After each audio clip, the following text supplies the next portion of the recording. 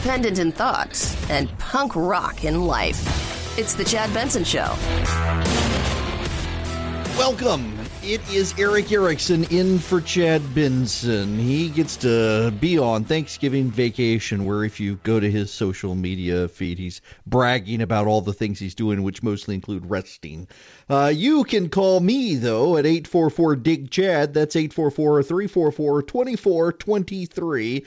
You can actually also get me on Instagram, Twitter, Facebook, you name it, on the social media interwebs at EW Erickson, EWERICKSON. Democrats still up in arms today. Stacey Abrams, the candidate down in Georgia, conceded on Friday, except she didn't concede. It was not a speech of concession, she said. That's actually where I am. I host down in Atlanta on WSB Radio, so I've been paying close attention to this race. What I find so fascinating about this race in Georgia is actually not in Georgia, of all things. Let me read you part of a story at CNN today from Ryan Nobles. The true story of this election may have very little to do with the politicians who won or lost. It may have much more to do with the damage this process did to the democratic system. As the recount played out, Republicans at the highest level went to great lengths to suggest the fraudulent votes were being cast or added to the vote total. The most absurd claim of all was leveled by the President of the United States, who suggested that Democrats in Florida were changing outfits and cars so they could vote multiple times. I didn't realize he did that. Oh, wow. In any event, so this goes on and on and on to suggest that Republicans are undermining democracy by raising issues about the legality of the election, about the legitimacy of the Democratic vote. Here's Stacey Abrams, the Democratic candidate from Georgia, on with Jake Tapper yesterday on CNN. Is he the legitimate governor-elect of Georgia? He is the person who won an adequate number of votes but that's to become the governor of with all due respect, and I respect where you're coming from, and I respect the issues that you're raising. You're not answering the question. Do you think it was? You're not using the word legitimate. Is he the legitimate governor-elect of Georgia? He is the legal governor of Georgia. And here's the thing, Jake. I want to be very clear. Words have meaning, and I've spent my lifetime not only as an attorney but as a writer, and I'm very careful with the words I choose. And yes, when he takes the oath of office, he will be the legal governor of the state of Georgia. He is the legal victor. But what you are looking for me to say is that there was no compromise of our democracy and that there should be some political compromise in the language I use. And that's not right. Oh, good grief. Eric Holder, Barack Obama's attorney general, also tweeted out, democracy did not win in Georgia. He was retweeting something from a guy named Ari Berman, who writes for Mother Jones, who wrote 1.5 million purged by Brian Kemp, 53,000 registrations on hold, 4.5-hour lines, 214 polling places closed. Democrats falsely accused of cybercrimes, candidate overseeing own election. As Stacey Abrams said, Georgia race was tainted by voter suppression. Okay, let me walk you through this because this is really, really important for the national conversation and how stacked the deck is against Republicans through media bias. 1.5 million purged by Brian Kemp. In 1998, Senator Zell Miller, Democrat from Georgia, was then the Democratic governor of Georgia, with a Democrat House and Democrat Senate in Georgia, and they passed a law called Exact Match that people who registered to vote needed to exactly match their driver's license or federal identification to their voter registration card to stamp out voter fraud. And the Republicans have left this law in place. And one of the things this law requires is that the Secretary of State in Georgia, who then in 1998 was named Kathy Cox, was a Democrat, that the Secretary of State would be required in odd-numbered years to clean up the rolls in the election process in Georgia.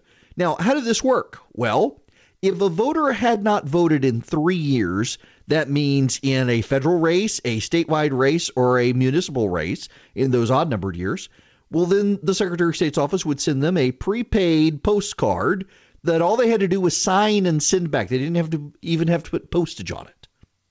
And After the Secretary of State or the local board of elections got that postcard, they would say, oh, this voter's still active. If they weren't active, what happened? They had to wait 4 more years, 7 total years, before they could remove someone from the rolls. And the Secretary of State has no discretion in this, by the way. So when you hear liberals like this Ari Berman person, Eric Holder, Stacey Abrams, and others say that Brian Kemp purged 1.5 million people from the voter rolls since he became Secretary of State in Georgia in 2010, keep in mind that he was required to do so under a law written by Democrats in the 1990s. 53,000 voter registrations on hold in Georgia. 75% of those, the number was actually 46,000. 75% of those were because whoever filled out the voter registration form put down the wrong Social Security number. The rest of them, a lot of them were teenagers who registered when they turned 17, were waiting to turn 18. They'll roll over to be active voters when they turn 18. One of those, last name is Kemp, the Secretary of State's own daughter, was put on pending registration. And oh, by the way, if you're pending registration and you show up to vote, you get to vote. You just have to show your ID. 4.5-hour lines is a local issue. The Secretary of State in Georgia doesn't actually oversee Election Day work, and 214 polling places closed in Georgia. The Secretary of State's office didn't even know. Those are local issues. The people who are saying these things don't know anything about Georgia elections. I was actually an elections lawyer down in Georgia.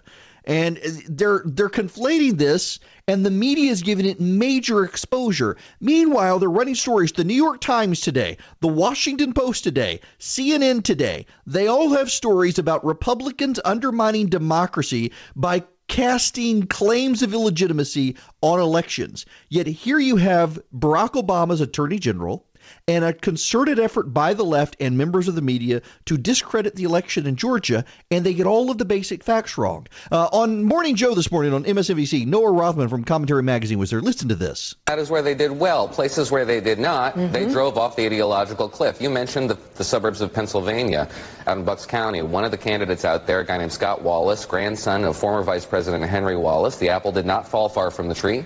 He ran a very far left campaign, and he lost a key district for the Democrats because I think he went a little too far. Another candidate where we've seen didn't perform especially well, who is a progressive darling, is Georgia gubernatorial candidate Stacey Abrams. And I'm going to introduce my grievance of the morning here because we have seen now A1 of the Washington Post, A1 of the New York Times discussing the recounts in Florida and the extent to which Republicans went too far rhetorically, suggesting that there had been some theft or even intention of theft involved in these recounts, where you have not seen coverage of similar rhetoric is on the Democratic side, where you've had people like Senator Sherrod Brown, Senator Cory Booker, and even Stacey Abrams herself suggesting that this election was illegitimate because there had been voter suppression. And that is a very serious charge, and we have not seen evidence commensurate with that charge. I'd like to see some serious reflection on the part of Democrats there, because progressivism and paranoia are a deadly combination. Yes, progressivism, paranoia, deadly combination there. This is happening around the nation, where Republicans are the focus of the media, accused of undermining elections, casting doubt on elections, and yet the Democrats get away with it, and members of the media help them. I was actually on MSNBC last Sunday, not yesterday, but last Sunday. And I was on, it was Casey Hunt's show that evening. It was a panel discussion, and she referenced voter suppression in Georgia as if it was a fact. There are a lot of people on the left who believe it's a fact. There's new polling out today from, I believe it's from NBC, that shows 2/3 of Democrats believe that Russians actively changed vote tallies to get Donald Trump elected. 2/3 of Democrats believe that the Russians actually hacked voting machines and got Donald Trump elected. Not only is there no proof of that, Barack Obama's Secretary of Homeland Security, Jay Johnson, the FBI director, the CIA director, on and on it goes within government of Barack Obama, all denied that claim. All of them said there was no evidence for that. And yet 2/3 of Democrats believe this fake news. Yet you know what the big story for the media was today? A plurality of Republicans believed that members of ISIS might be embedded in the caravan. Now, I guess there's an election because CNN and MSNBC told us that Republicans stopped covering the caravan the day after the election. And yet here are Republicans still talking about the caravan. And now the media says they believe fake news. Pay no attention to the number of Democrats who believe fake news. Is it any wonder there is such distrust among the American public about the media? It's not just Republicans who distrust the media. It's Democrats as well. They do not trust the media to give a fair hearing to issues in this country. You know, I'm a big proponent of the media. I worked for CNN for 3 years, then was with Fox News for 5 years. I have seen both sides. I definitely think there's a liberal bias at CNN. They certainly have a worldview that is much more secular, much more coastal, much more elite, much more liberal. But I found a lot of good people there. I definitely think there's a conservative bias at Fox, the way stories are spun. But you should be able to approach them with some level of balance. And much of the media is training their fire on Fox, and now at Facebook as well, attacking anywhere where conservatives might get a fair hearing. I see today there's a huge grievance that the number one story on Facebook today is something Ben Shapiro wrote. And the number 2 story, something Ben Shapiro wrote. And the number 3 story, something Fox wrote, or a column at Fox. And it's proof that Facebook has a conservative bias. Liberals see conservative biases everywhere, except among themselves and except among the mainstream media. And they continue to buy their own lies while believing that they're the only arbiters of truth who matter. This is going to end badly for them. And it's shaping up in the Democratic election for Speaker. When we come back, Nancy Pelosi struggling. She'll probably become Speaker. She's struggling, and there is a progressive free-for-all as they demand intersectional diversity in both the Speaker's race and in 2020. Erik Erickson in for Chad Benson. We'll be back.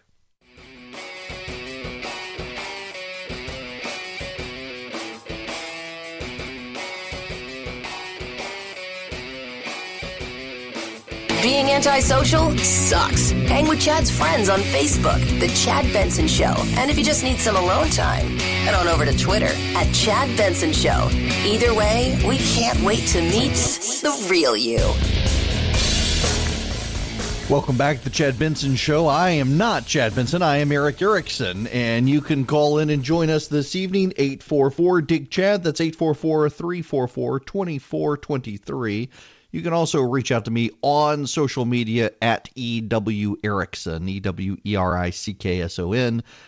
You can actually get me on Twitter, Instagram, Facebook, and all those places. Nancy Pelosi is, well, causing a little bit of controversy this evening among progressives who really want to like her.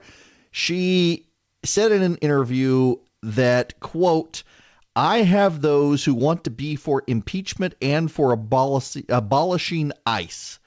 2 really winning issues for us, right? In the districts we have to win. I don't even think they're the right things to do. If the evidence from Mueller is compelling, it should be compelling for Republicans as well. And that may be a moment of truth, but that's not where we are. Wait, what? She doesn't think impeaching Trump or abolishing ICE are the right things to do. Now, this is actually a big deal because you've got Democratic donors who have been around the country running ads on an impeached Trump campaign. Tom Steyer being the first and foremost of them. He is a billionaire Democrat donor environmentalist who is demanding Democrats take action on climate change. Oh, I've got some stuff on climate change tonight. Big report on ocean warming retracted. We'll get there. But he wants to deal with climate change and he wants to impeach Trump. He was even running ads on Fox News nationwide about joining his campaign to impeach Donald Trump. And a number of new Democrats owe their elections to Tom Steyer. And here comes Nancy Pelosi saying she doesn't think abolishing ICE or impeaching Donald Trump are the right things to do. It is a war for the heart and soul of the Democratic Party.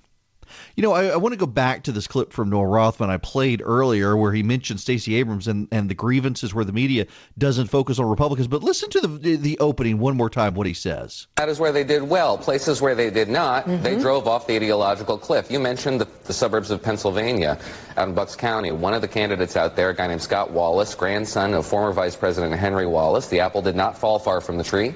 He ran a very far-left campaign, and he lost a key district for the Democrats. Yes, because he went too far left. In the moderate swing districts, the Democrats going far left did not last. Carolyn Bordeaux in Georgia 7 was widely expected to win. Even the Republicans thought she was going to win. Because she felt so comfortable that she was going to win, she ran a pretty progressive campaign on gun control and other issues. She wound up losing. Her story is mirrored around the country. The far left progressive candidates did not actually win. And yet there is a strain of progressivism out there that is fighting Nancy Pelosi over these issues. And she's caught in the middle of all things within the Democratic Party because 16 Democratic members of Congress, actually I guess I should say 15, because one of them found out today they lost their election. So 15 members of Congress who will be coming back next year, including Tim Ryan of Ohio, who mounted a challenge against Pelosi last time. They've all signed a letter saying they're not going to vote for her, and they're rallying around Congresswoman Fudge, who progressives hate because she is a traditional black Democrat, meaning she is culturally conservative. She believes in traditional marriage, and progressives can't have none of that. They've made it very clear that they cannot have this woman as their leader, even though she's a minority, even though she agrees with them on 99% of issues. It's that 1% she doesn't agree with them on, and they are livid over it. And this is playing out as well inside the Democratic primary. When we come back, Beto O'Rourke, he said he wasn't going to run, and now maybe he is going to run. And Bernie Sanders is thinking he may run in 2020. And there's a big story in Politico that they're fighting over intersectionality. Huh? I'll explain when we come back.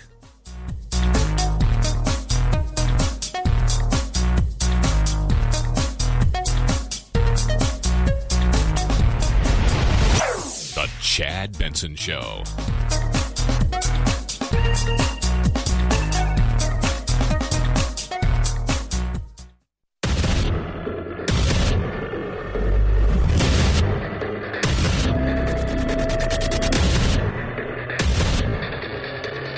Independent in thoughts and punk rock in life. It's the Chad Benson Show. Welcome back. It is 35 after the hour. I am Erik Erickson, filling in for Chad Benson, who has gone off on Thanksgiving break. I don't blame him. You can join me by phone at 844-DIG-CHAD, 844-344-2423. You can reach me on social media at EW Erickson on Twitter, Facebook, Instagram, you name it. I do not get political on Instagram. It's just cooking and photography and family stuff. So if you need a break from politics, you can go there. Randomly, just one of the things that I have started doing is sharing recipes online, largely because I realized I needed a break from politics a little bit. About 2 years ago, I actually very nearly died. Like really seriously nearly died 2 years ago. I thought I was having allergy issues. And as all bad stories begin, this total deviation from what I was going to talk about, but just as a random aside, as all bad stories begin, I joined CrossFit. Decided I needed to get back in shape, was doing a lot more TV than I had been doing, and needed to lose weight, get in shape, so joined CrossFit. And my goodness, I could not keep up to save my life. I just couldn't do it. And I thought, I hit 40, I'm old, I can't breathe. So I gave up and went back to a regular gym and went to a trainer and still couldn't. Thought, man, it's allergies. And the allergies got worse. As allergy season started, the allergies got worse. And finally one night realized I was crawling upstairs to put my kids in bed. Got a 9-year-old and a 13-year-old. So at the time it would have been 7 and 11. And I could not breathe when I got to the top of the steps. And my wife, as wives do, forced me, a guy, as guys do, don't go to the doctor. She forced me to go. And he actually made me go get a CT scan. And I'll never forget, I'm on the flatbed thing that they roll you to the CT machine. I come out, the guy comes in and he yells back into the room, "Should I strap him down?" I said, "Is it that bad?" And he put his hand on my chest. He said, "Sir, please don't move. You should be dead. You should be dead." Wheeled me into the cardiac ICU unit. I had a couple dozen blood clots in my lungs. They had been filling up my lungs. Oxygen levels were below 90%, and my organs were beginning to fail from lack of oxygen. I got into the ICU, and the doctor on call in the ER, I'll never forget, he's looking at my scan, and he calls into the room, and he asks them if they'd taken that body to the morgue yet. Like, my goodness gracious. And on that day, I kid you not, on the exact same day I'm doing this, I find a message on the phone. Your cell phone's not going to work with the CT scan because of all the interference. My wife left me a voicemail. The Mayo Clinic called. They decided had a very rare genetic form of lung cancer. All of that happened on the exact same day 2 years ago. And then with the 2016 election, we had protesters show up at our house. 3 guys showed up, threatened the family. My kids were chased through a grocery. I shouldn't say chased. They were yelled at in a grocery store by a man very angry with me over politics. I mean, 2016 just drove everyone crazy. On top of that, all that going on. And I finally realized that I was seeing things as a political animal. Everything was political to me. I mean, it was my job in politics. On Fox, I had been on CNN, had my own radio show in Atlanta, ran redstate.com, and started the resurgent.com, where, by the way, you can get me every day at the resurgent.com, and realized everything had become political, and I needed a hobby. So I started cooking. I love to cook anyway, and really began focusing on the cooking. And then my wife decided I needed to take photography as a hobby because I was going to get fat. We were all going to get fat if I kept cooking. So now I just take pictures of all the food that we cook, and I'm cooking a lot this week for Thanksgiving. But anyway, randomly just realizing that other people are burnt out on politics as well. So I started sharing recipes online, and it just took off. So got a mailing list where I send a recipe a week, and it's crazy how people are burnt out on politics these days. People are just mentally exhausted from the feuds, and I see this with what's happening in the Democratic Party right now as they start to rev up for 2020. Believe it or not, we're less than 6 months from the first presidential debate for the Democrats. And Democratic voters are walking away. It makes me wonder if there's an opportunity for the Republicans, or maybe even a third party. And I've never been a big fan of a third party, but I'm starting to wonder if there's room for movement if the president plays his cards right, or for a third party. Just consider these facts. Brian Kemp, the Secretary of State in Georgia, now governor-elect in Georgia, got 38% of the Hispanic vote running for governor. Rick Scott got 45% of the Hispanic vote in Florida. Now, I know some of you will say, the Cubans. No, actually, subtract the Cubans out of the equation, and Rick Scott got 45% of the non-Cuban Hispanic vote in Florida, which is unheard of. In fact, the percentage of black men and Hispanic men voting for the GOP was at an all-time high this year. The overall percentage of black and Hispanic voters was at an all-time high, but the spike among men is even more impressive than among women. Republicans may have lost the suburbs, but they seem to be encroaching on this, and part of it goes back to this random thought about recipes that I had and why I now share recipes online. People realize they can't escape the political fight, but they're increasingly resenting the Democrats trying to make everything about politics. Recipes have become about politics. Where you go eat is about politics. Movies are about politics. Culture has become political. Used to be culture was upstream from politics. Now culture and politics are one thing, according to the Democrats. And it's starting to drive people away from politics. And it's starting to drive people to conservatives, because conservatives have always principally recognized there is a sphere of politics in this country and there is a sphere of non-politics. And politics and non-politics do not need to be blended, where on the left, everything is blended. Part of this as well is there's a deeper ideological, theological issue here. I've been working on my PhD in theology of all things randomly, and one of the issues that I've been concentrating on is culture and theology. Now, I realize you're not supposed to talk about theology or politics, and here I do both. But as Democrats become more the party of atheism, religion doesn't go away. They just become religious about other things. Transgenderism, gay rights and gay marriage, abortion. Abortion's become a sacrament for the secular left. In fact, hang on a second. I've actually got this bookmarked in my social media. Where are my likes here? There was an interesting study on the exit polling. Yes. How to forecast on Americans. This is from The Economist. Matthew Continetti tweeted this out November 9th. How to forecast an American's vote. Religion, not race, is the single best predictor of voting preferences. The more one identifies as a person of faith, the more they vote for the Republicans. The more one identifies as an atheist, the more one votes for a Democrat. And this transcends the race issue. And why it is connected, though it transcends the race issue, is because Hispanic voters are the most culturally conservative voters in the country. A well-known Democratic strategist who, if I said his name, you would all know, but we were talking on background, so I'm not gonna get him in trouble with his own party. He favors very, very liberal immigration policies in this country. But he admits, and the data bears this out, that that's actually long-term bad for the Democratic Party. As much as Republicans and conservatives tend to be restrictionist on immigration, long-term it's actually good for the Republicans. Now, why? Well, as this Democratic strategist would point out, the longer a Hispanic family lives in this country, the more likely they are to identify as white, not Hispanic, and to vote Republican, not Democrat. The longer a Hispanic family, should I say a or an Hispanic family, lives in this country, the more likely they are to identify as white, the more likely they are to vote Republican.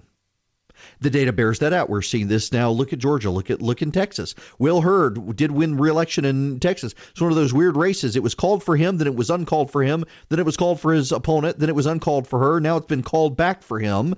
And he's one of those Republicans, white Republicans, who did very well with Hispanic voters. In fact, along the border with Mexico, Republicans tended to do quite well with Hispanic voters. Same in Arizona, same in New Mexico, where the border counties in this country that are predominantly Hispanic did not reject the GOP the way the media would have you believe.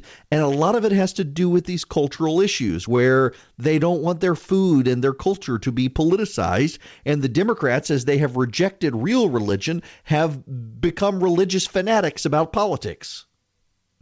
It's playing out in the Democratic Party in the primary for the presidency. Intersectionalism is at play here. Democrats are already lamenting they don't want a white person to be their nominee in 2020.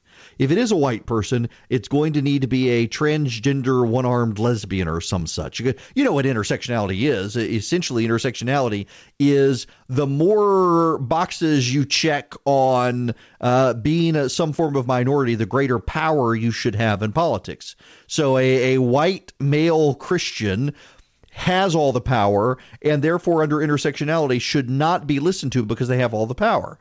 A black, lesbian, Muslim, transgendered person, amputee, checks all the boxes for being in the minority and therefore is the most powerful, should be the most powerful person in America. And everything needs to be represented along these grounds and this blending. It's all a bunch of cultural Marxist nonsense, which apparently now the New York Times says if you use the phrase cultural Marxism, you're a white supremacist. You're not allowed to say these things because it's racist to actually talk about these sorts of things, apparently, according to the New York Times. Nonetheless, it's still true. The Democrats buy into all these hooey nonsense issues. They blend it in with discussions of tolerance and diversity. And it's going to play out in the Democratic Party fight over 2020. It's playing out right now with Nancy Pelosi. The Democrats, the progressives, are attacking anyone who disagrees with Nancy Pelosi as being a sexist misogynist. They are. Progressives are out accusing Tim Ryan, the moderate Democratic congressman from Ohio who votes with them on almost every issue, as being a misogynist sexist for opposing Nancy Pelosi.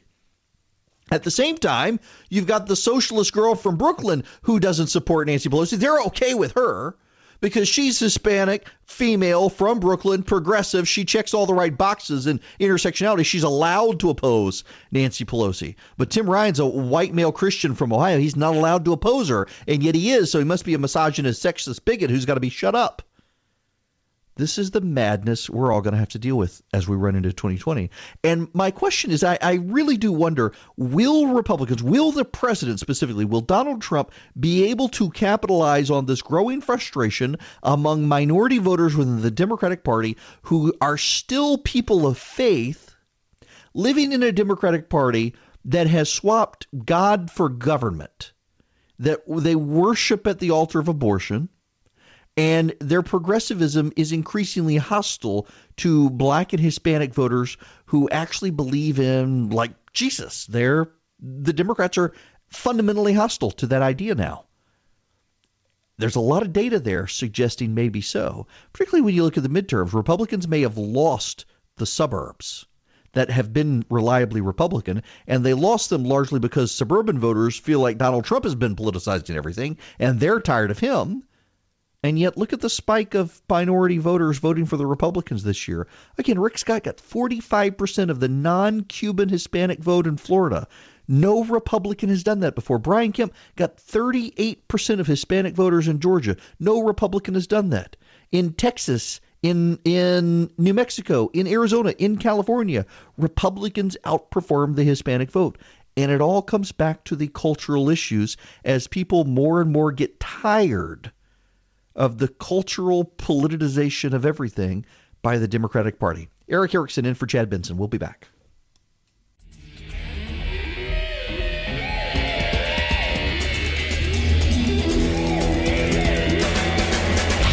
You go, boy. This isn't about right or left. This is just about right and wrong. Right you are, Chad. The Chad Benson Show. It is Erik Erickson in for Chad Benson. A couple of clips for you. Here's Robert Costa from the Washington Post talking about the Democrats headed into 2020. You're going to have a higher likely Democratic turnout in a presidential election year. So the president's base will remain probably highly energized due to President Trump. But Democrats are feeling better about their opportunities in 2020 because of the higher turnout they expect. Possibly. And Beto O'Rourke got ambushed by TMZ, who asked him about 2020. So a lot of people out there are already saying you should run for president. Have you given any thought to that? No, I just can't. It's been a little bit more than a week since we lost this election and ran this race, and I'm still taking that in and trying to figure out just where I am and where my family is, and so. No, we haven't really been able to talk or think. So it sounds like you might be open to it, possibly? I haven't made any decisions about anything. It's probably the best way for me to put it. I think everything's too fresh still for me. Too fresh still. The wind in the microphone. Apologize for the pops there. And Al Sharpton asked Bernie Sanders about 2020. And the answer is, Al, I will make that decision at the appropriate time. And I will be honest with you. You're a friend. We're looking at it, but it's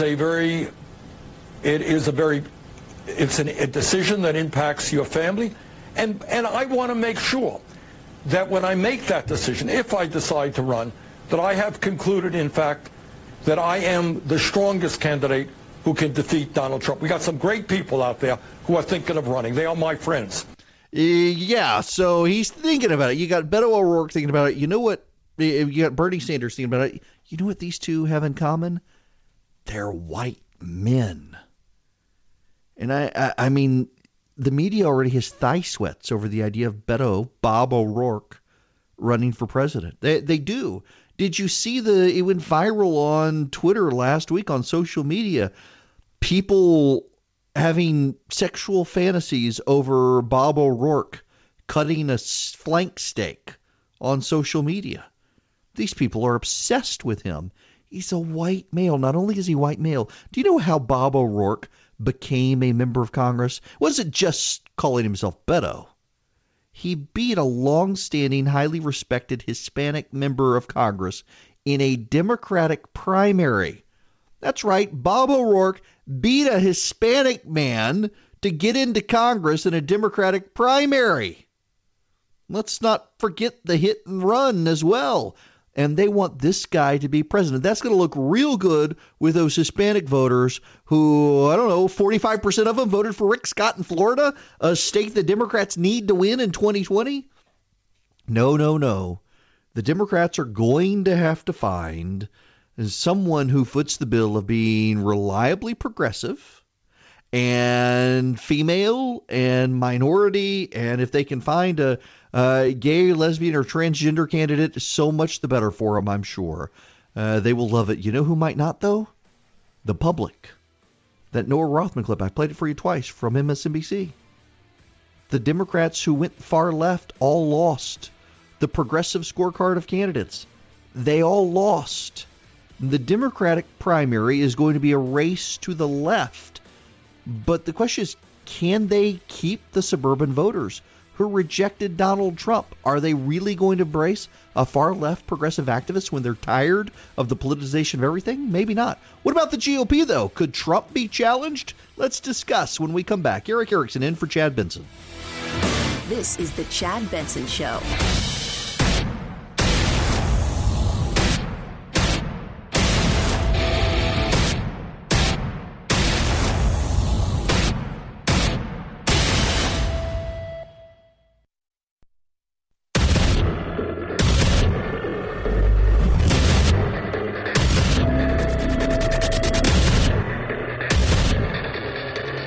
Independent in thoughts and punk rock in life. It's the Chad Benson Show. It's Erik Erickson in for Chad Benson. Welcome to the program. 844-DIG-CHAD or 844-344-2423. That's the phone number. You can always get Chad on Twitter at Chad Benson Show. You can get me at EW Erickson. There is a coming shakeup in the White House. I've actually been trading text messages with friends of mine in the White House since last week who have all been expecting it any day. Lots of them last week were just convinced that General Kelly would be out by last Friday, and he wasn't. And, of course, there are others. Kristen Nielsen, Secretary of Homeland Security, reportedly going to be tossed. Wilbur Ross, the Secretary of Commerce, if I can talk, he's going to be tossed. Ben Carson, I'm told, by sources inside the White House, is probably going to be tossed. And General Mattis, he can't be tossed, but he wants to leave and probably will. Now, Donald Trump, the President of the United States, he was on Fox News Sunday with Chris Wallace this week, and he had this to say about General Kelly. Back in July, you said that Chief of Staff John Kelly will be here through 2020. Can you still say that? I wouldn't. Look, we get along well. There are certain things I love what he does, and there are certain things that I don't like that he does that aren't his strength. It's not that he doesn't do, he works so hard. He's doing an excellent job in many ways. There are a couple of things where it's just not his strength. It's not his fault. It's not his strength. Such as? But I haven't even thought about John in terms of this. But John at some point is going to want to move on. John will move on. So 2020 is no longer written in stone. It could happen. Yeah, it could be. I mean, it could be. But let's see what happens. I have 3 or 4 or 5 positions that I'm thinking about. Of that, maybe it's going to end up being 2, maybe. But I need flexibility. Need flexibility. Yeah, I don't think John Kelly is staying. In fact, what I'm being told, and it reflects what press reports are as well, that the president wants to get rid of Kristen Nielsen, the Secretary of Homeland Security. He doesn't believe that she has been enforcing immigration laws the way he wants, and he also thinks that may be a pressure point on getting John Kelly to leave because Kelly and Nielsen are close. She was his deputy, both inside the White House, first at Homeland Security, followed him to the White House, then went back to Homeland Security as the secretary, and really likes her and has been advocating for her. the president is kind of tired of John Kelly. Now, I guess I should, since I've never hosted for Chad before, I guess I should fill you in on when I say I have friends who work in the White House. I am actually really good friends with a number of members of the administration, some of whom I have known for more than a decade. I was the editor of RedState.com for over a decade and turned it into the most widely read right-of-center site on Capitol Hill. I have numerous friends in Congress, have been friends with the vice president for a very long time, and members of his staff, and throughout the White House. I've just known them for a long time. And then, of course, developed other relationships with Republicans while I was at CNN and then at Fox, and find myself very fortunate in that a good number of friends are now inside the White House. And we have regular conversations, and they're very open about things that go on in the White House, these people. Now, I do not talk to the vice president. And some of the more prominent members there, Rick Perry and I are very good friends, but we only talk about recipes these days, needling me on stuff I'm cooking and posting on Instagram. But there are a number of staffers of the White House who I know.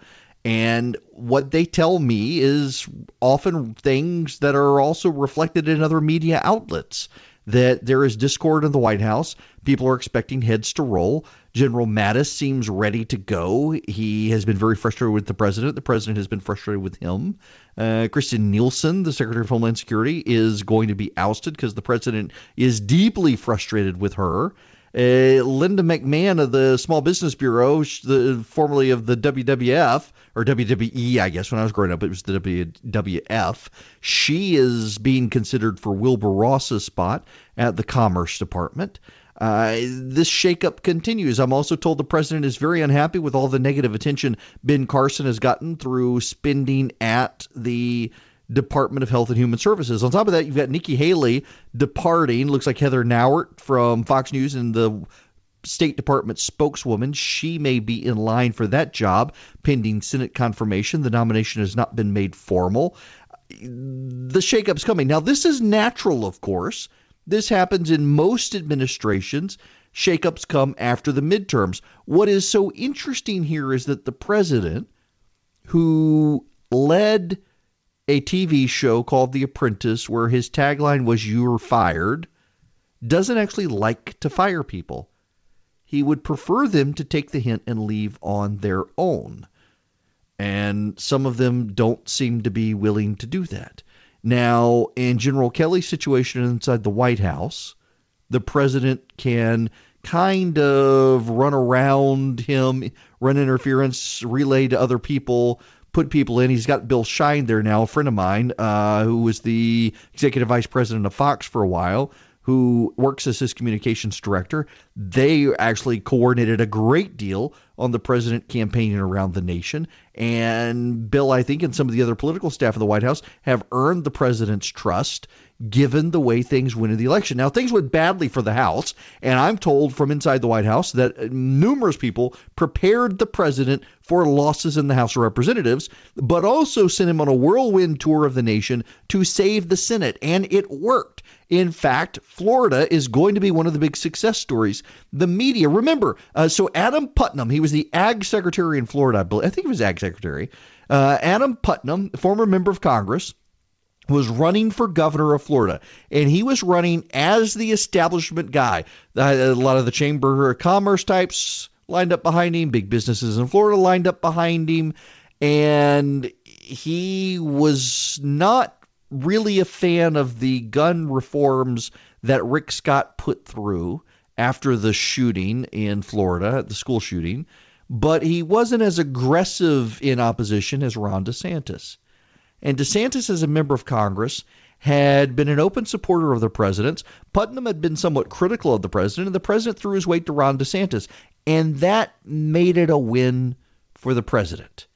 And in fact, when it looked like Ron DeSantis was going to lose the race, major media outlets from the New York Times to CNN to the Washington Post to Politico, you name it, were all running stories that Florida would be the president's biggest loss because he threw his weight behind Ron DeSantis, who ran a terrible campaign. And by the way, I actually do think DeSantis, I was a campaign consultant for a number of years. I ran races at the state and federal level, and I was just not impressed with the race DeSantis was running in Florida. Nonetheless, he won, barely, but he won, and a win's a win.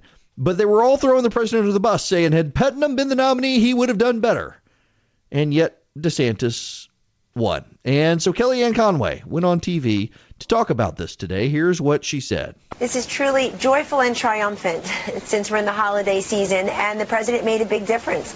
I think that Governor Scott and Congressman DeSantis ran excellent campaigns, but this president getting in there several times in those last 6-7 days really made the difference. And also him encouraging them not to bail on their clear victories. You had Andrew Gillum not once but twice now concede to Governor Scott, to Ron DeSantis for governorship. They clearly won, and I think that people got another view of somebody like Brenda Snipes and her shenanigans, and that should be the first order of business for Governor DeSantis to really look at who's running these counties. Now, what's so interesting about this is not actually what Kellyanne Conway said, owning the win, and she has every right to, after the media has spent weeks saying that if DeSantis lost, it was going to be Donald Trump's fault because he intervened in a race that was winnable. Is that much of the media today is now running away from this, saying, oh, he can't claim this. Donald Trump can't claim this. You know, the president can also claim Georgia to a degree. Now, the early voting in the primary in Georgia suggests that Brian Kemp was going to beat Casey Cagle, the Georgia lieutenant governor, anyway. But the spike in his polling after the president endorsed him 3 days before early voting, or 3 days before the election in July for the Republican runoff in Georgia, was overwhelming. Brian Kemp won every single county in the state of Georgia except for 2 in the Republican primary. Had he lost, the Democrats and the media would have made it about Donald Trump. They've been stunningly silent on Donald Trump in Georgia, just as they're now pushing back on Kellyanne Conway, trying to claim this is a win for the president. And yet it is a win for the president. The media doesn't want to give him credit on that. This, goes full circle to the last hour, where the media is willing to give the Democrats a pass on unbelief and non-belief and believing falsehoods, believing fake news, and then run all these stories on how Republicans believe fake news. There is a partisan agenda at work in the media. As we head into 2020, it's only going to amp up. That's why I'm fascinated by this fight between CNN and the president. Jim Acosta, the CNN White House reporter, has had all of his privileges of the White House restored. The White House is moving to now change the rules on the press in the White House, saying that if there's a presidential press conference and a reporter asks more than one question at a time, that the reporter can lose their credentials. So Acosta's now on notice. But this is a fight that helped the president as much as it helped CNN. The president pushing back on CNN, pushing back on Acosta, who, by the way, I have plenty of friends of mine who work at CNN. I was there for 3 years. There are a lot of them who do think that Jim Acosta has a tendency to grandstand and overshadow the work of his colleagues. The president, he benefits from these fights with the media. And I suspect we're going to see him rev them up. And he's going to have ample evidence and ammunition from the media to prove they are out to get him and out to get the Republicans and deny them credit for good things and lay blame on them for bad things throughout 2019 into 2020 as we head into a presidential race. Erik Erickson in for Chad Benson. We'll be back.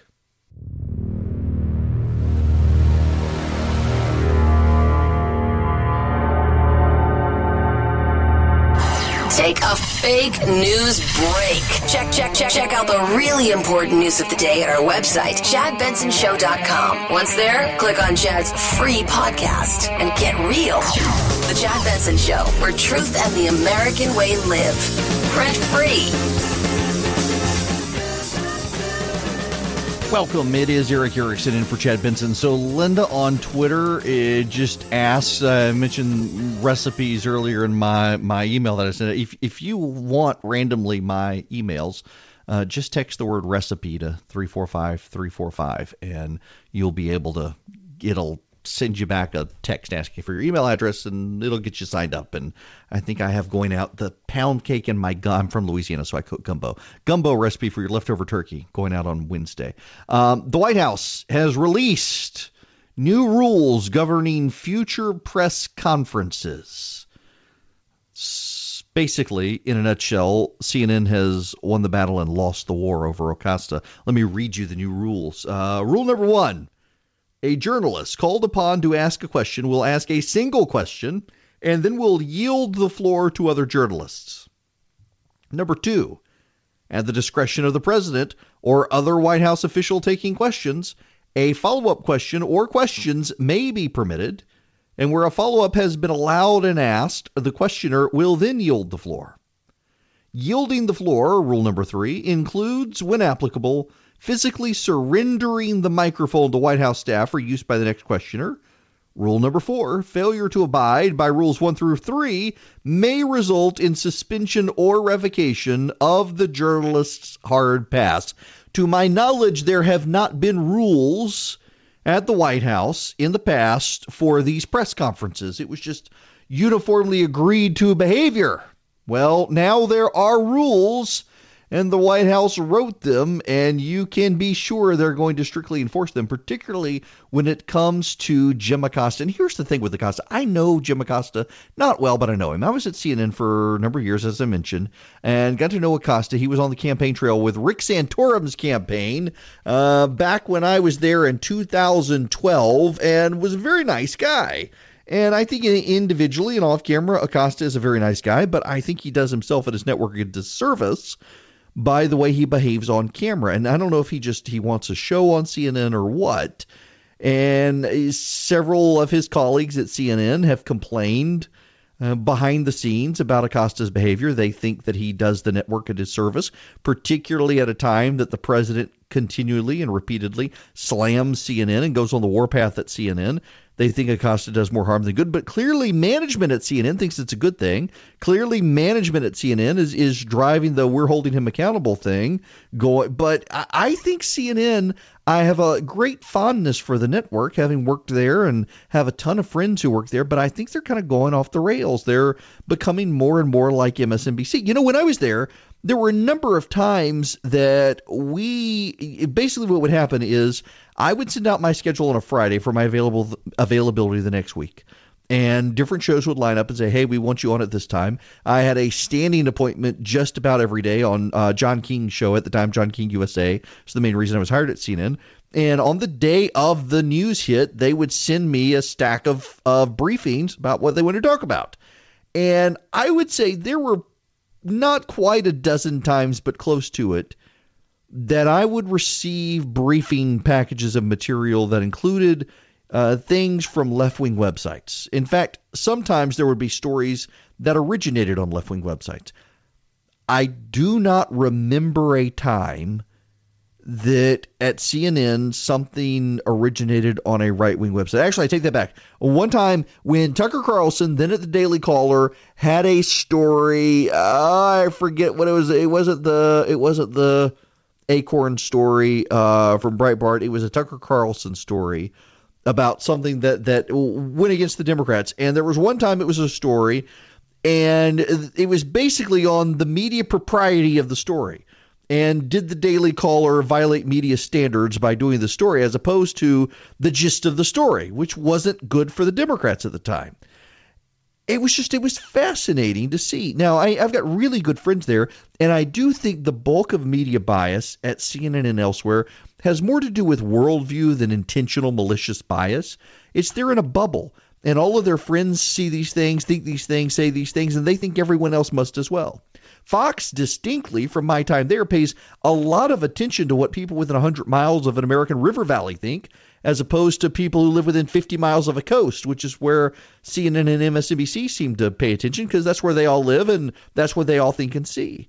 It's always been a fascinating dynamic. Now, when we come back, this dynamic played out on Don Lemon's show on CNN last night with Kirsten Powers on women who voted for Donald Trump and whether or not they are racist, and how this will shape up into the 2020 race for president, and maybe there will be a challenger to President Trump. I'll tell you what I know about potential challengers and why I don't think they'll win when we come back. Erik Erickson in for Chad Benson.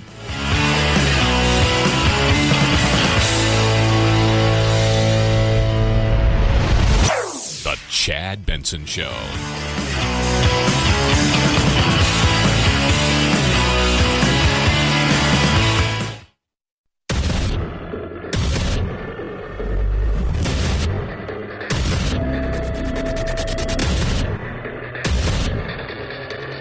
Independent in thoughts and punk rock in life. It's the Chad Benson Show.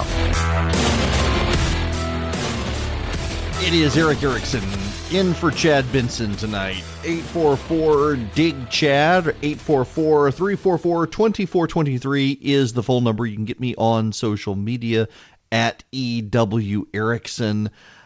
I got to play this audio for you. It's been circulating all day on social media. Kirsten Powers, who had been at Fox for a number of years, she's now at CNN. She had been one of the reasonable members of the left, but has since kind of gone off into Trump derangement syndrome territory, where she can't seem to make reasonable points anymore.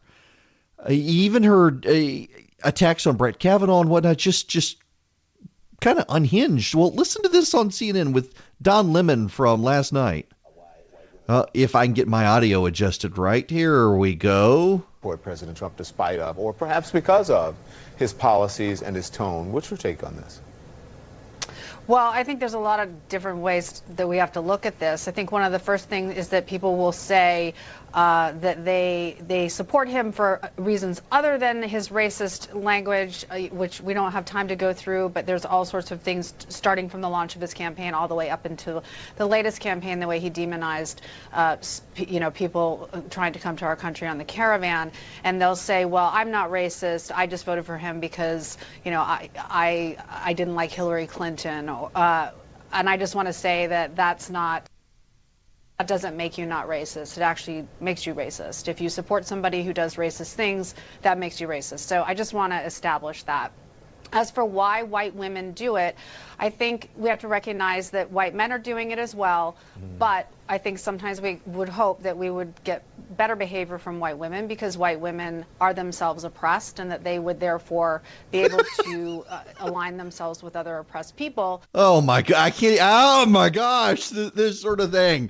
Coming after, let's shame white women. In fact, so there's a Twitter thread, it's gone viral. Somebody in Los Angeles. Let me read you this. White women have overwhelmingly voted for white supremacists the last few years. 53% voted for Trump. 63% voted for Roy Moore. 53% voted for Ron DeSantis. 59% voted for Ted Cruz. 76% voted for Brian Kemp. White women, we need to talk. I just don't think shaming white women and calling them racist. Have the Democrats learned nothing?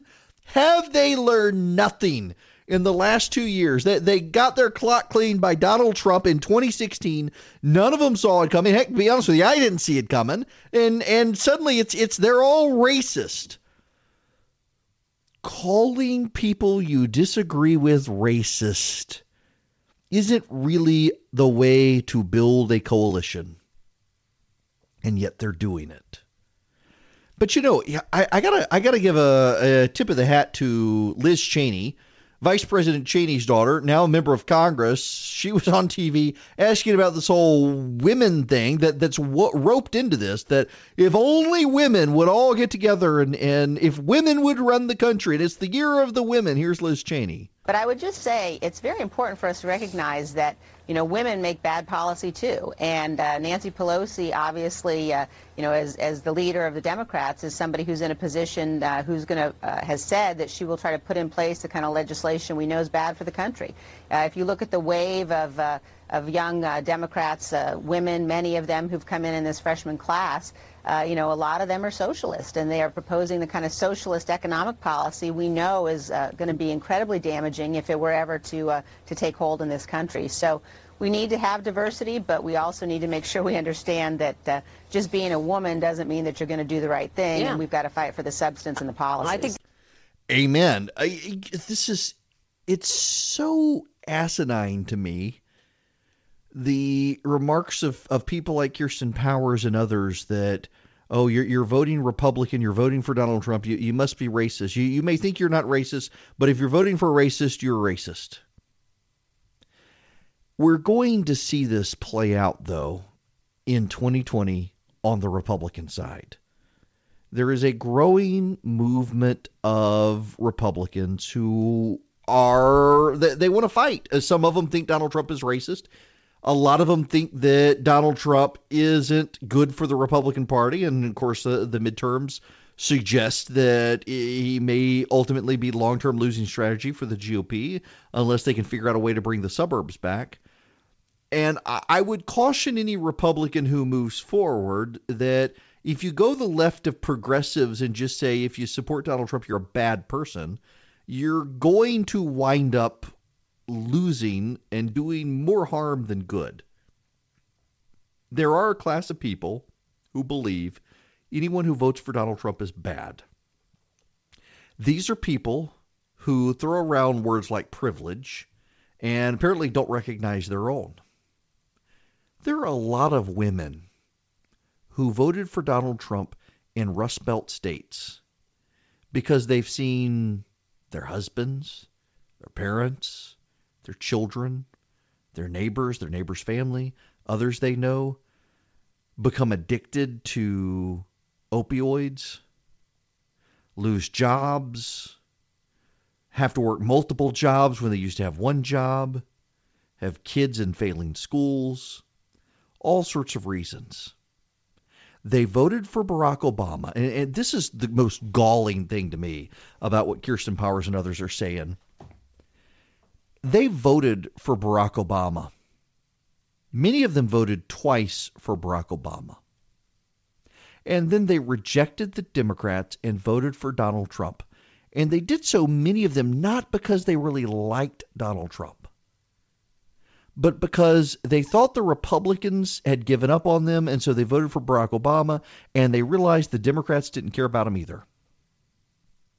So they voted for Donald Trump not because he was a Republican. They voted for Donald Trump because he was the anti-party guy.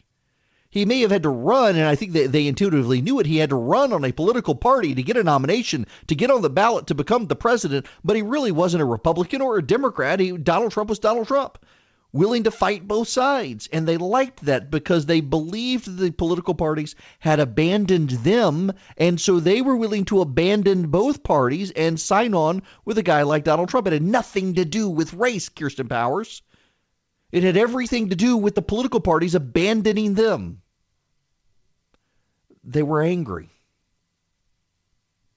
Now, some of them feel disenchanted with the GOP as well, now that Donald Trump is in charge.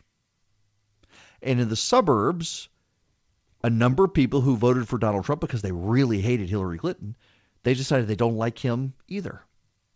And they're willing to explore new options. They're willing to explore ways forward with other candidates.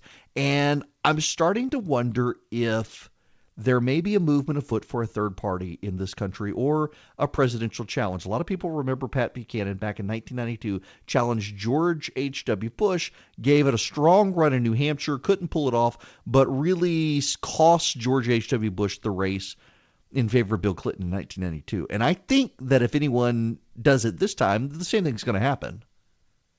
But I wonder if it is going to happen. Listen, I have had two separate people drive to where I live in Middle Georgia, in Macon, Georgia to be precise. Nationally prominent politicians, they have driven down here. I've taken them to a little restaurant, and they have talked to me not about, they did not come out and say that they wanted to run for election as president, but they have pretty much hinted that they want to do it and wanted to pick my brain because I've written, I was in support of the presidency in 2016, and I wrote a nationally syndicated piece several weeks ago that I will be supporting the president in 2020. I think the Democrats will nominate someone who I find far, far worse than the president. And in 2016, one of the reasons I did not support him, in addition to character, is that I thought he was just a Democrat running as a Republican, that the Democrats had successfully hijacked the Republican Party. Well, now I know what his policies are, and most of his policies I agree with. I don't agree with tariffs. I'm kind of squishy on immigration, to be honest with you.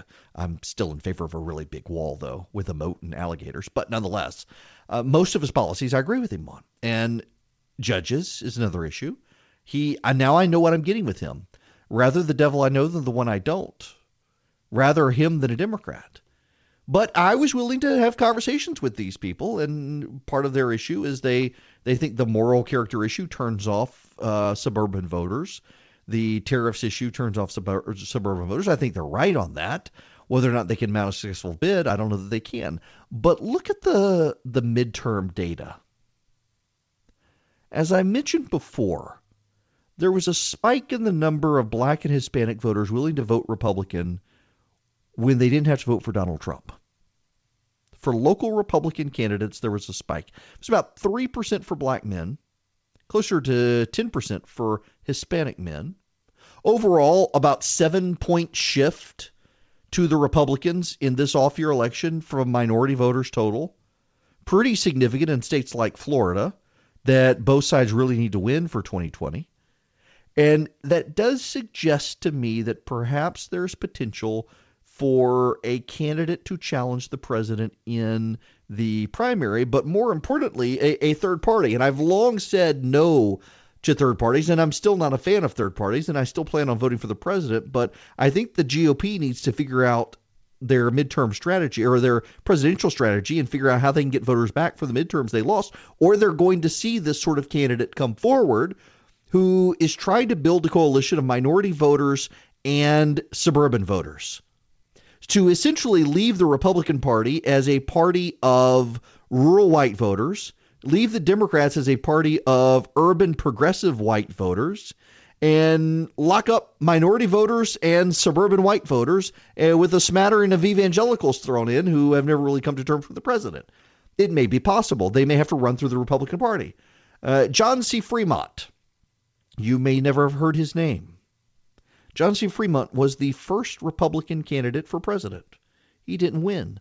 But had he not won, Abraham Lincoln would have never won in 1860. Fremont ran in 1856. Lincoln rode around the country in support of him. And I'm wondering if someone wants to put the time in. There are a number of people, Republican and Democrat alike, who believe both parties are failing them. And there are a lot of them who don't blame Donald Trump. They blame the Republican Party. Look at the turnout in some southern states and some of the disenchantment with the Republican Party. In fact, in some areas, the most disenchantment with the Republican Party comes from Republican voters who believe Republicans failed to repeal Obamacare and a host of other issues.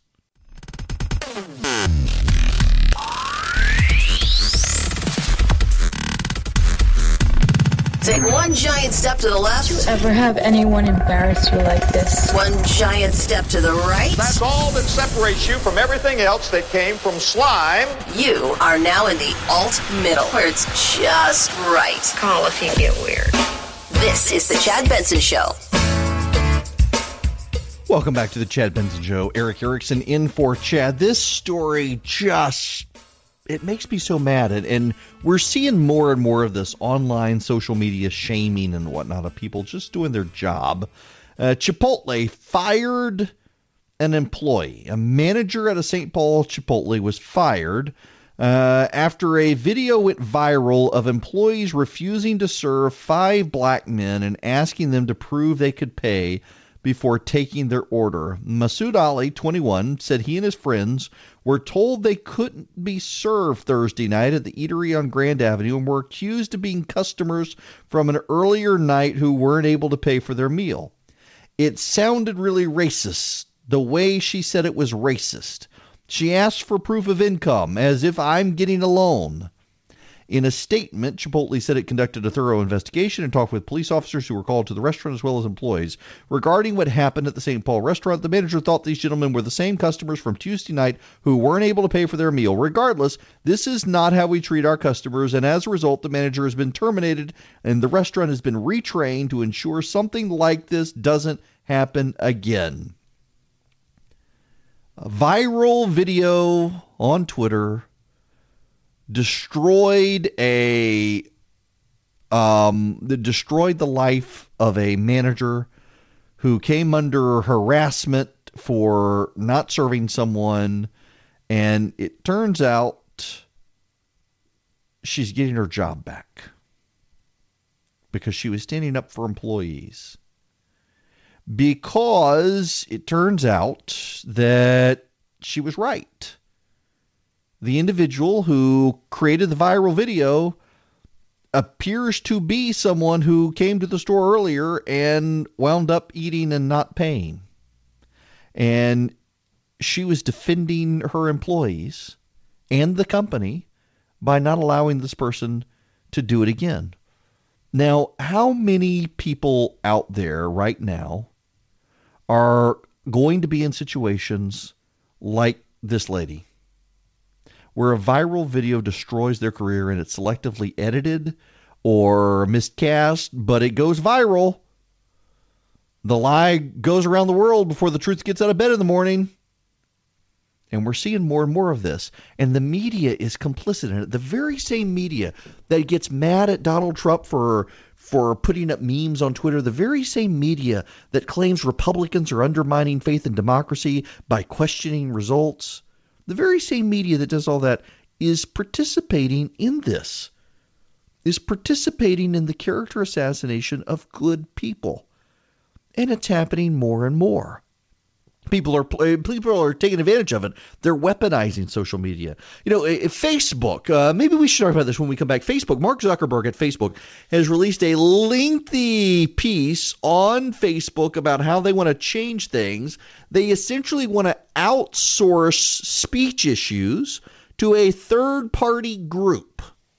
And let this third-party group, some are already referring to it as a Supreme Court for Facebook, allow a third-party group to regulate the speech on Facebook. And not only that, they're thinking they want to essentially shadow ban. They say they haven't been shadow banning, and now they're saying they kind of want to shadow ban. They want to downgrade content that doesn't violate Facebook's terms of service, but comes close to the line. And they're thinking they want to downgrade it. Maybe they should allow us to control our own social media and block what we don't want to see, make it easier for us. We will talk about that and the Green New Deal that the socialists elected to Congress want to push forward with Nancy Pelosi's help. When we come back, Erik Erickson in for Chad Benson. This is the Chad Benson Show.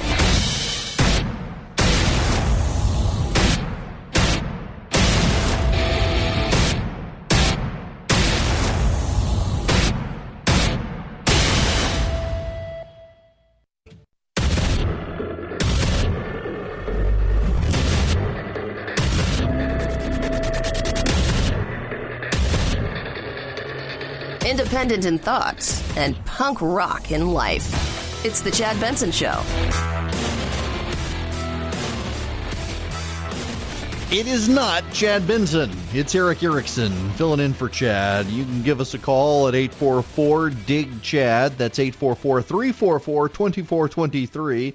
You can reach out to me as well on social media, Instagram, Facebook, Twitter. It's all E.W. Erickson, EWERICKSON. I want to deviate from, I'll get to Facebook here in a minute. Now that I'm saying this, it popped into my head, and I think it's totally worth going down this road for just a minute and dealing with it. It takes less than 2 minutes to deal with this. What am I talking about? This. 7 years ago. Our fathers brought forth on this continent a new nation, conceived in liberty and dedicated to the proposition that all men are created equal. Now we are engaged in a great civil war, testing whether that nation, or any nation so conceived and dedicated, can long endure. We are met on a great battlefield of that war. We have come to dedicate a portion of that field as a final resting place for those who here gave their lives that this nation might live. It is altogether fitting and proper that we should do this. But, in a larger sense, we cannot dedicate, we cannot consecrate, we cannot hallow this ground. The brave men, living and dead, who struggled here have consecrated it, far above our poor power to add or detract. The world will little note, nor long remember what we say here, but it can never forget what they did here. It is for us the living, rather, to be dedicated here to the unfinished work, which they who fought here have thus far so nobly advanced. It is rather for us to be here dedicated to the great task remaining before us, that from these honored dead we take increased devotion to that cause for which they gave the last full measure of devotion, that we here highly resolve that these dead shall not have died in vain, that this nation, under God, shall have a new birth of freedom, and that government of the people, by the people, for the people, shall not perish from the earth. It was 155 years ago today that Abraham Lincoln said those words.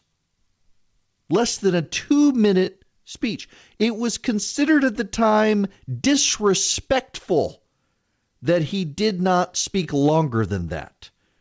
It was remarked upon by some of those in attendance, from the press no less, that it was not a memorable speech. Yet 155 years later, we all remember the speech. We may not remember everything said in the speech. It's only 3 paragraphs. 3 paragraphs. The first paragraph is just one sentence. 77 years ago, our fathers brought forth on this continent a new nation conceived in liberty and dedicated to the proposition that all men are created equal. If you remember the Gettysburg Address, that's probably what you remember. The second paragraph is we're in war. And the third paragraph is we can't really do more to this battlefield than has already been done by these people. All we can do is make sure they didn't die in vain. The end. What did President Trump say in the last State of the Union address? What did Barack Obama say in his inauguration? I think the most recent notable speech is probably George W. Bush in the Axis of Evil speech, maybe, before Congress after 9/11. His statement, perhaps, at the World Trade Center that we hear you, and those who knock down these buildings will hear you. Maybe there's Reagan, Mr. Gorbachev, tear down this wall. But, man, and a whole speech like this, it kind of puts in perspective how small the politics of the 21st century in the United States are right now. Related to that, and I do think it's related. It doesn't sound like it, but I think it is. There's a story in the New York Times today being circulated around about how China has become a superpower and how more and more people are going to China and they can thrive in China. Why? Because it's so much easier now to get ahead there than it is here, that all the low-hanging fruit have been picked here. And there seems to be the sentiment that all the low-hanging fruit in America has been picked. And if you want to get ahead, you got to go somewhere else. Go to China. The infatuation of our elite in this country with China knows no bounds. Tom Friedman and the like, it is I mean, you almost think that our elite have priapism thinking of China. They've always rooted against the United States. I mean, they have. Come on, people. They have rooted against the United States for decades. These elite of the New York Times and elsewhere, they were in love with the Soviet Union. I mean, what's his name from the New York Times who covered up for Stalin, who got a Pulitzer? On and on and on it goes. These people love entities, particularly nation states, that do not like the United States. It's part of the Khashoggi situation. I don't mean to be disrespectful in this. A journalist who worked for an American institution was brutally murdered, probably by the Saudi regime. More likely than not. I don't know that we even need to say probably. He was murdered at the behest of the Crown Prince of Saudi Arabia. And there are a great many people who are ready for us to throw in the towel on our relationship with Saudi Arabia. And it is not a coincidence that these are all people embittered by Donald Trump walking out of the Iran deal. These are individuals who have long thought we needed to pivot to better relations with Iran and throw in the towel on relations with Israel and Saudi Arabia. You know, you can say that the Saudis should not have killed that journalist. You can say it's bad. You can seek repercussions against Saudi Arabia for doing it. But is it worth scuttling our relationship and our alliance with Saudi Arabia in order to get in good with Iran? Do you really think Iran is going to embrace us? Do you know who's out there hoping that we sabotage our relationship with Saudi Arabia? China. China's been going around the world for a while now and cutting sweetheart deals with nations, oftentimes indebting nations to China in ways those nations cannot get out of their debts with China. And then when they try to default on their loans, China buys up all of the state-run businesses, particularly mines. China loves and is developing a monopoly on rare earth mineral mines in South America and Africa.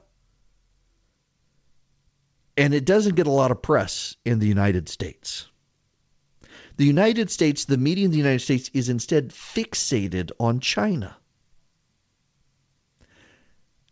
A totalitarian regime that oppresses religious minorities and others. And the left, of course, they don't believe in religion, so they're okay with the oppression of religious minorities who need to be disabused of mythology anyway, according to the left. But they are fixated with China because they're betting against the United States. They are actively rooting against the United States.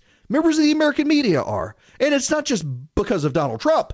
They were doing it before Donald Trump. They were doing it all the way, back to Nixon going to China. And you know what all these reports about China and the rise of China as a superpower and how people can be successful in China, what they failed to mention? They failed to mention the persecution and the brutality. They failed to mention how the average Chinese person is really likely to wind up in a detention facility, quote unquote, re-educated because of their lack of fealty to the Communist Party. None of these profiles of China, there's a huge one in the New York Times today, doesn't mention freedom, doesn't mention liberty. There is something there to be valued that China has not and does not understand. When there goes Siri on my watch. When Margaret Thatcher decided that it was time to hand Hong Kong back to China, one of the things she said was, or one of the things she says she believed at the time, was that perhaps the Chinese could be influenced by the return of Hong Kong, that Western values might seep into the culture there. And years later, I recall her acknowledging it was a mistake on her part to think that it hadn't worked out that way, that it was all about making money. And China was willing to rearrange its system to make more money. And the people in Hong Kong, who she thought might influence the Chinese, instead, they were influenced by money. And as long as they kept making money, they were okay. And that's kind of what you see in the Western press's attitude towards China now. As long as people are financially successful, the nation must be successful and the nation must be good. Now, that is exactly what they condemn in the United States. You see all these people in the United States getting ahead. Well, the wealthy are getting ahead faster than the poor. Therefore, there must be something really bad. You want to talk about income inequality? You know who has really bad income inequality? China has really bad income inequality. And you won't hear that from the press. And this goes full circle to Abraham Lincoln and the Gettysburg Address. His last paragraph, one more time. In a larger sense, we cannot dedicate, we cannot consecrate, we cannot hallow this ground. The brave men, living and dead, who struggled here have consecrated it, far above our poor power to add or detract. The world will little note nor long remember what we say here, but it can never forget what they did here. It is for us, the living, rather, to be dedicated here to the unfinished work which they who fought here have thus far so nobly advanced. It is rather for us to be here dedicated to the great task remaining before us, that from these honored dead we take increased devotion to that cause for which they gave the last full measure of devotion, that we here highly resolve that these dead shall not have died in vain, that this nation under God shall have a new birth of freedom, and that the government of the people, by the people, for the people, shall not perish from the earth. And yet there are a whole lot of people on the left these days, and some on the right too, who were perfectly happy to let government of the people, by the people, for the people perish from the earth, as long as their party wins. And because the left's party is not in power right now, they're perfectly happy cheering on totalitarian regimes, saying how awesome it is, how easy it is to get ahead there, because it's become so difficult here, but pay no attention to freedom and liberty and the right to just exist that these countries don't have. The left has a love affair with totalitarianism and with authoritarianism. And if Donald Trump were still a Democrat, they would be in love with him if he were president right now. but he's not, so they hate him. Erik Erickson in for Chad Benson. We'll be back.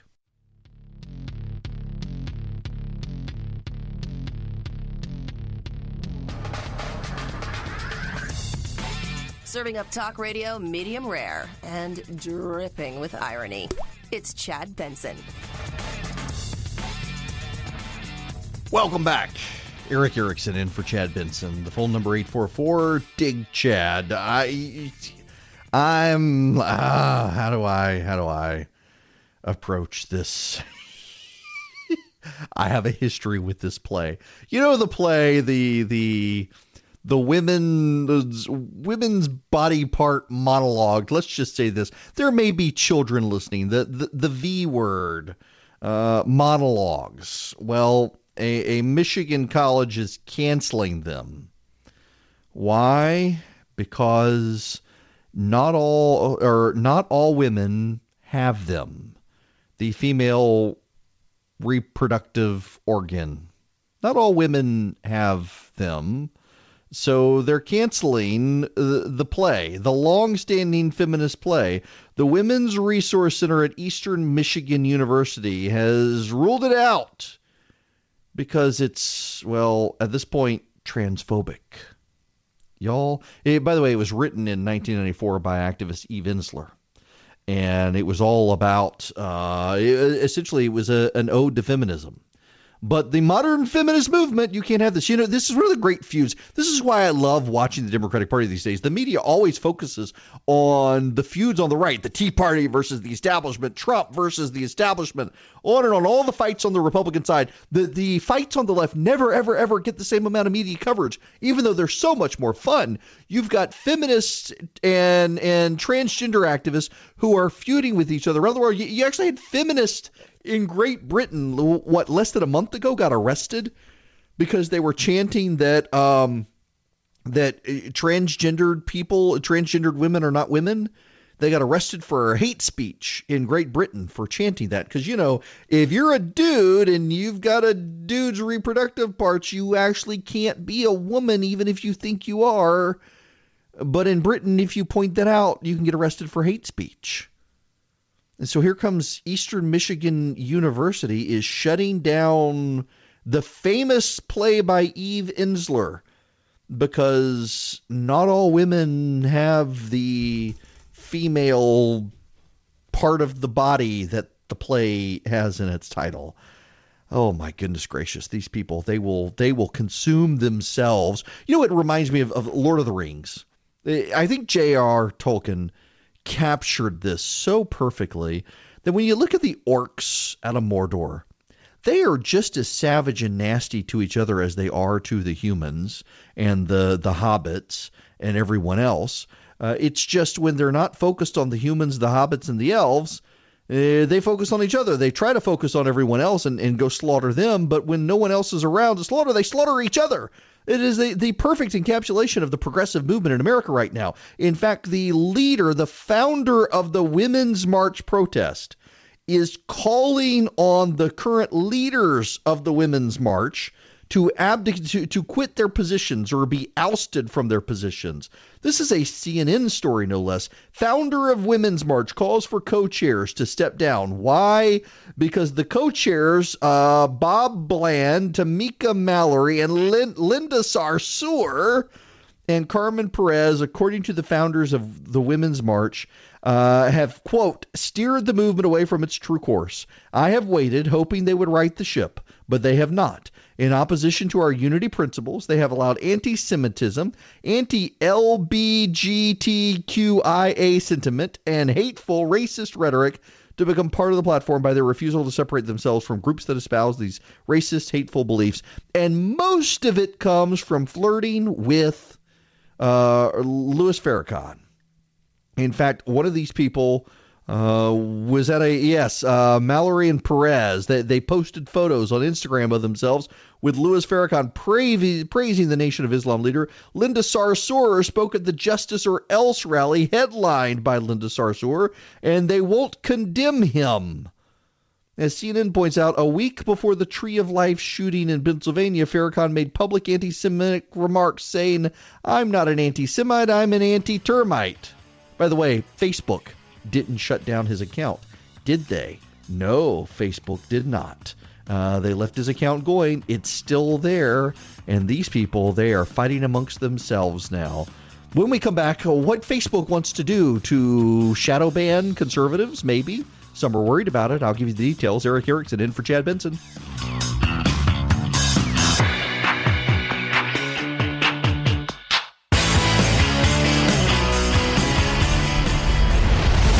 The Chad Benson Show.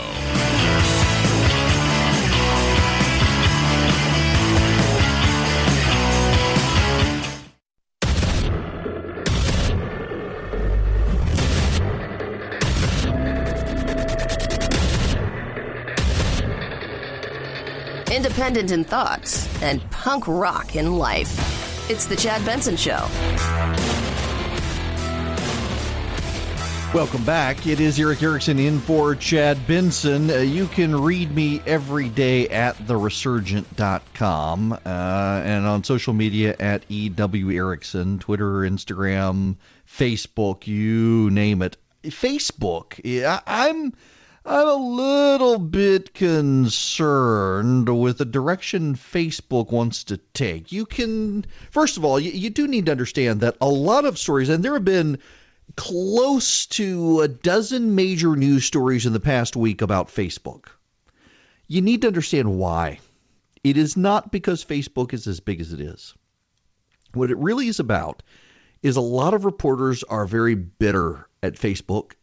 Many of them blame Facebook for them losing good jobs and having to go out and freelance or go elsewhere, find new jobs, rocking their world, disrupting their world, because Facebook did do something, it appears, where it monetized videos in such a way that made it look like videos were gaining more traction than they really were. And when they corrected it, a lot of media companies that were making a lot of revenue realized that they had done a quote-unquote pivot to video because that's where the money was, and really there was no money there. What happened along the way was that news outlets, including groups like the New York Times, they outsourced to Facebook their traffic. They decided to build up on Facebook, build platforms on Facebook, monetize on Facebook, and then when Facebook changed its algorithm, suddenly the media outlets began collapsing, a free fall in some cases. So the media, or institutions like the New York Times in particular, they're deeply bitter about Facebook. They blame Facebook for hurting their businesses. And at first, they blamed the internet and you got to rely on us and not blogs. And then they started getting blogs. And I imagine they're going to come up with a social media outlet at some point other than Facebook. They really are upset with Facebook. And so everything that happens on Facebook, Facebook gets blamed for. Facebook is an open platform. And people can go to Facebook, they can create an account, they can put up what they want. Facebook has some standards of service, but by and large, people who don't run afoul can do what they want. And the media, of course, isn't placated by that, because the media is really upset that Facebook continues to steal traffic from them, and that friends who distrust the media as much as they do are sharing stories that oftentimes aren't true, and they're demanding Facebook do something. On top of that, hateful people get accounts on Facebook just like you and me, and they, of course, do hateful things on Facebook because they're hateful people, and the media demands that Facebook take action. And in some countries, like France, for example, there's a governmental regulatory crackdown on Facebook because of what people do on Facebook's platform. It's not that Facebook is doing anything wrong. It's that people who are on Facebook are doing something wrong. And governments like France are demanding that Facebook take action. So Facebook is proactively working with these other governments. And I think that's actually a good thing. I think Facebook should actually be applauded for working with these governmental entities in other countries that don't have a First Amendment protection like we do in order to regulate in ways that are not harmful to the use of Facebook. I mean, it's like the controversy on the left about Google having a search engine in China. I think Google in China is a good thing. I think having access to Google where someone may actually be able to stumble into something they should not see is a far better reality than a government-run search engine in China. And frankly, I think China's just going to steal Google's tech and then toss them out of the country. But nonetheless, Where I have concerns with Facebook is not that they're working with these countries. It's that they want to outsource their content standards to a third-party group independent of Facebook, but whose decisions would be binding on Facebook. And they're not sure how to go. They're not sure how to proceed. They're not sure how to set it up. But I got a real problem with an organization, an American entity, creating some sort of Supreme Court on content restrictions that may bind Americans to people from countries that do not respect speech the way we do.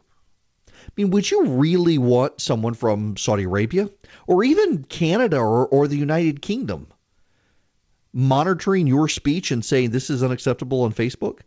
I mean, I mentioned to you the story out of the UK that a feminist group chanting in the streets that men can't be women, they got arrested for hate.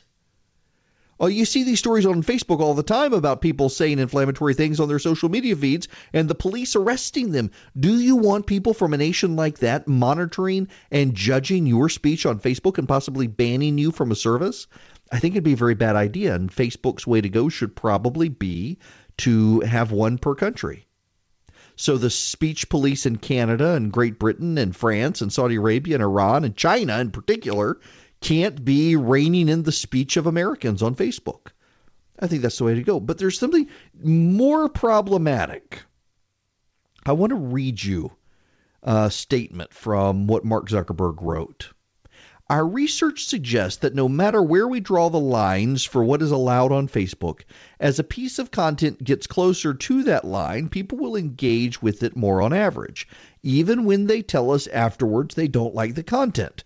This is a basic incentive problem that we can address by penalizing borderline content so it gets less distribution and engagement. In other words, Facebook can shadow ban people.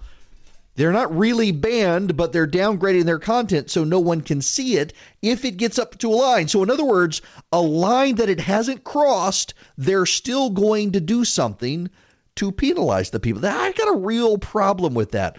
Listen, I understand and appreciate that Facebook is trying to figure out the problems that it has, sort through those problems and come up with solutions. I totally get that. I applaud them for doing it. But if someone is putting content on Facebook that people are engaging with, even though they don't like, that suggests that people are pushing back on this content. And I'm wondering if it might be better to make it so that you or I can control the content on Facebook and not Facebook itself. And it may only be controlling it for ourselves, maybe controlling it for our peer group. But do that. And what I'm talking about is, have you used Facebook? Most people these days have a Facebook account. Younger people are moving away from it, except on Instagram. Instagram is now part of Facebook, and I love Instagram more than any other social media outlet, largely because I do not engage in politics. In fact, I've had people tell me if I engaged in politics and memes on Instagram, I would have a much larger account than I do, but I would much rather have a smaller account and focus on the photography and the cooking and things like that I do than deal with politics. I do politics on Twitter and to some degree on Facebook. I have a public and a private page on Facebook. And there, if I had a little button like Crazy Uncle George, if I want to not see the political rants and conspiracy theories from Crazy Uncle George, instead of feeling like I have to engage with him and tell him he's wrong, just give me a button to say, I don't want to see political pieces by my Crazy Uncle George. I don't want to see conspiracy theories from my friend. Or maybe even let me be an influence leader among my friends and family and say, you know what, I'm going to say none of us need to pay attention to this, instead of letting Facebook itself do it.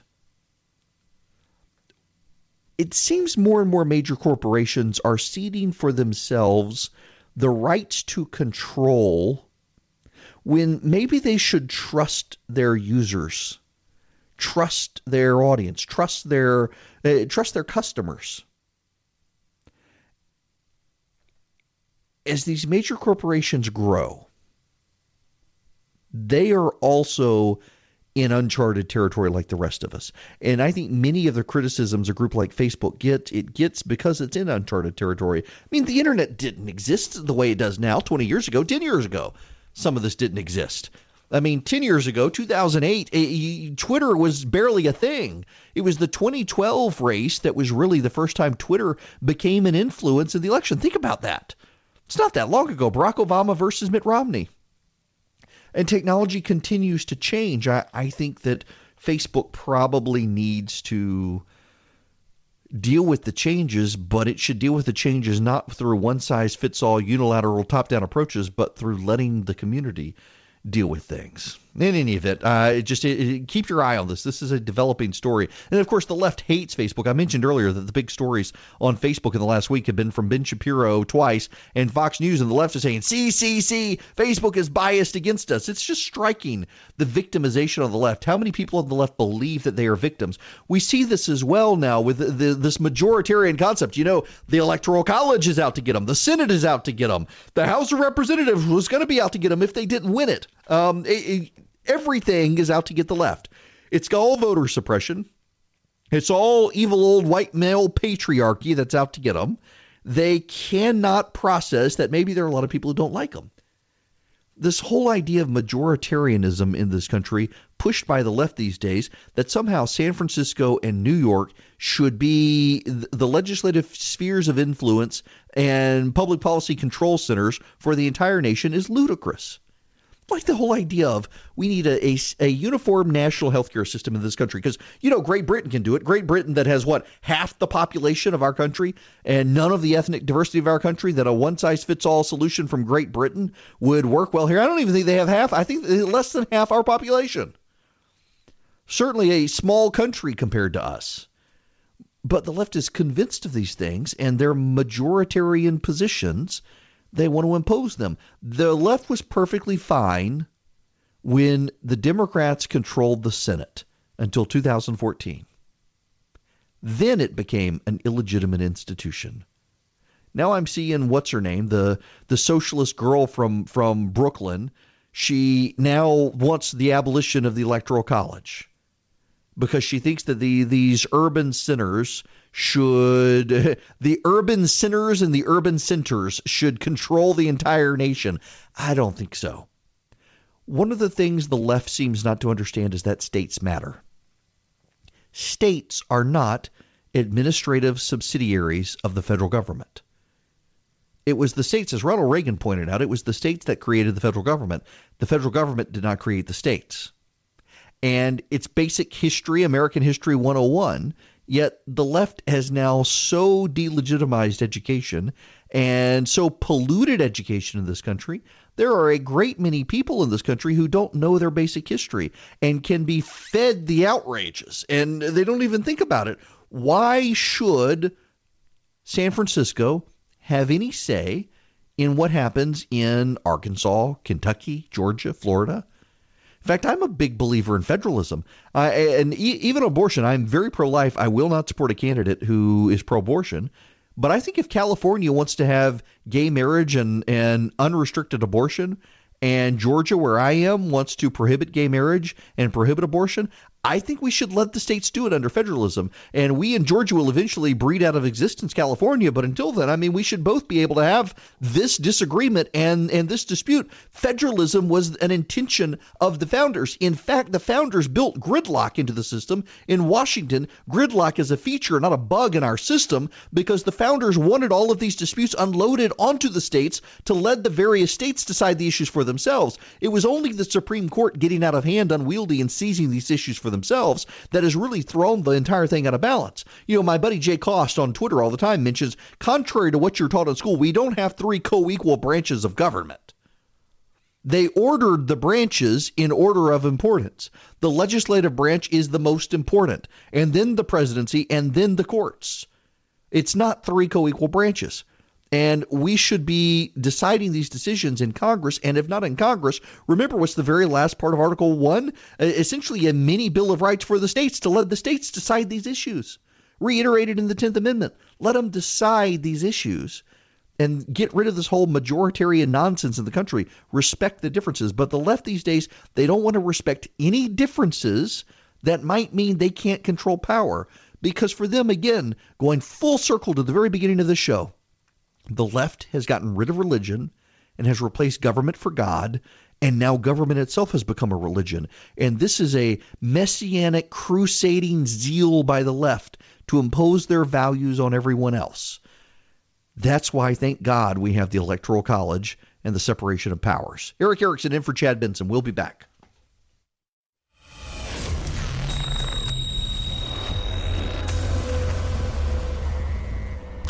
Deep states?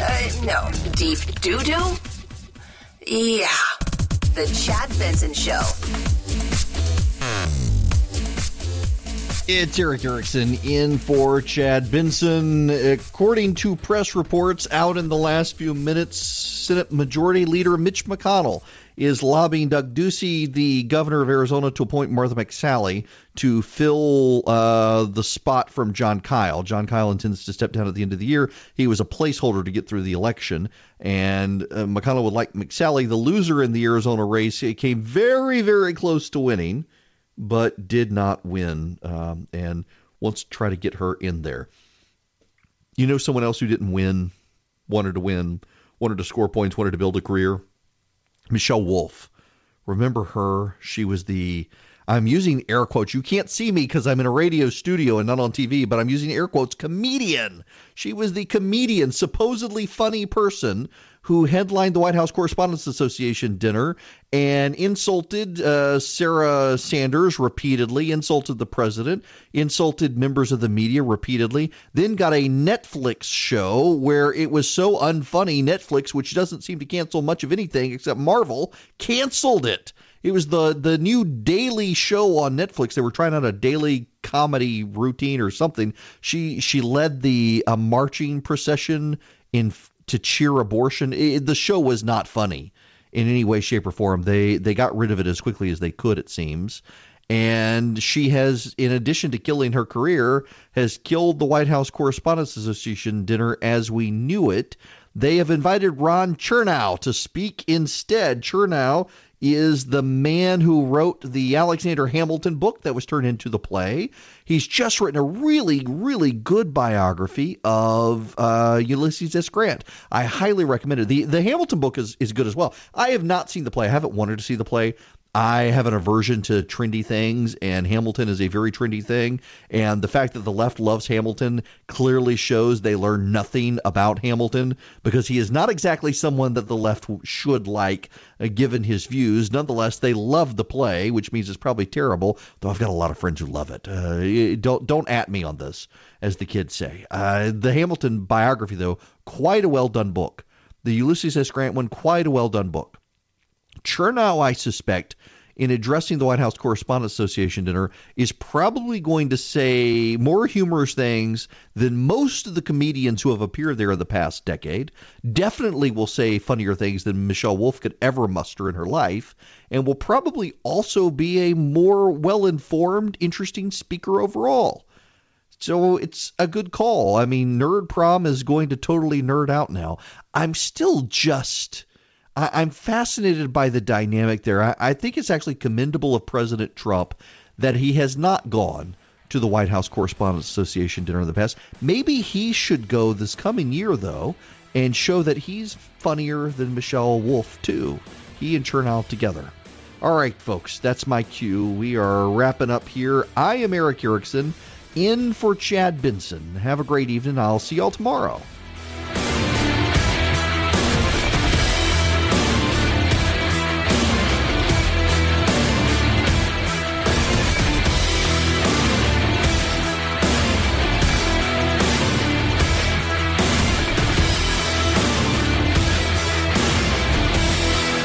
This is The Chad Benson Show.